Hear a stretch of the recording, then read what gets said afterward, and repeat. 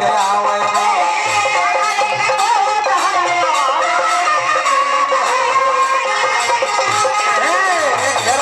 भूत हो गदा लेके आवे बाबा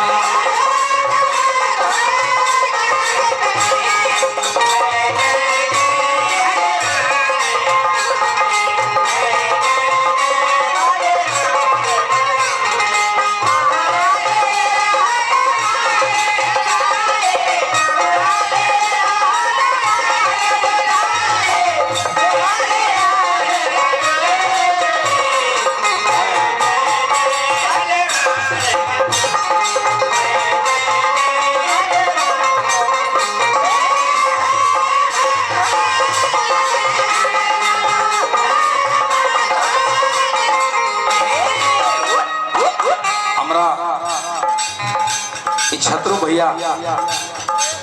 बनेसो में ग्राम तुको से चल कर से आगे नाम के गैंग खोली भैया थोड़ा उनके तरफ से बहुत रुपया का पुरस्कार मिला। उतना दूर से प्रोग्राम सुनने के लिए यहाँ पर चले आए। हाल ही में विश्वकर्मा पूजा प्रोग्राम को भेजे भैया ये सब भैया लोग के प्रेम पाके आज पहुंच गए बाबू लंका नगरिया गए अब से बनाओ सुन भैया लंका नगरिया गए सीता के खबरिया ले लंका नगरिया गए सीता के खबरिया ले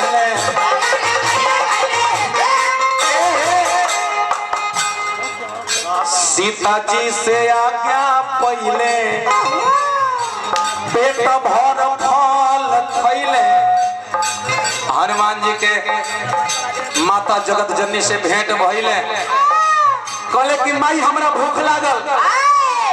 माता सीता कहली कि बेटा हनुमानी लंका नगरी हो ए जब फल फूल के कमी नहीं थे जाके तूर के खा लो रावण के बगीचा जाके तूर के खा लो बाकी अपने स्वभाव के अनुसार ना देहिया के भाव के अनुसार बंदर जात रहले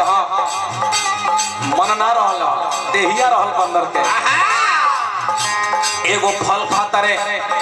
अब 10-20 को लगल है तूर के फेंके इन्हें उठा के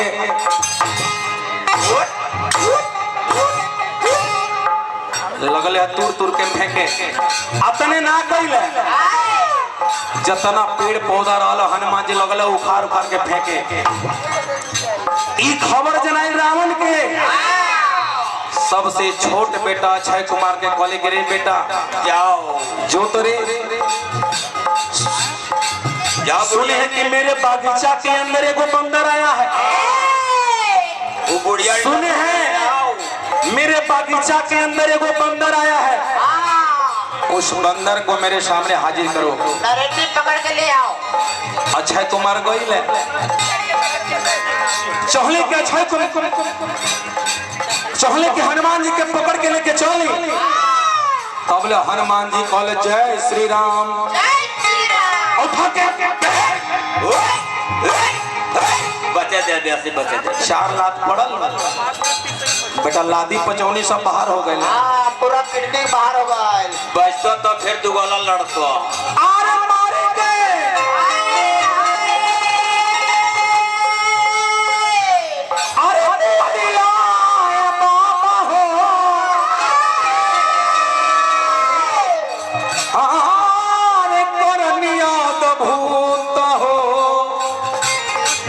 लेके आवो बाबा घेरल सब भूत हो लेके आओ बाबा घेरल सब भूत हो लेके आओ बाबा घेरल सब भूत हो लेके आओ बाबा घेरल सब भूत हो लेके आओ बाबा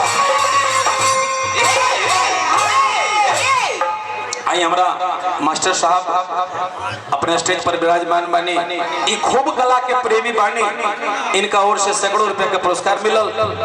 इनको कोटि कोटि वंदन ई धरती के जयकार बा अब चले हमने के जय बोल देवे कबा जितना लोग जो उपस्थित बानी सब से निवेदन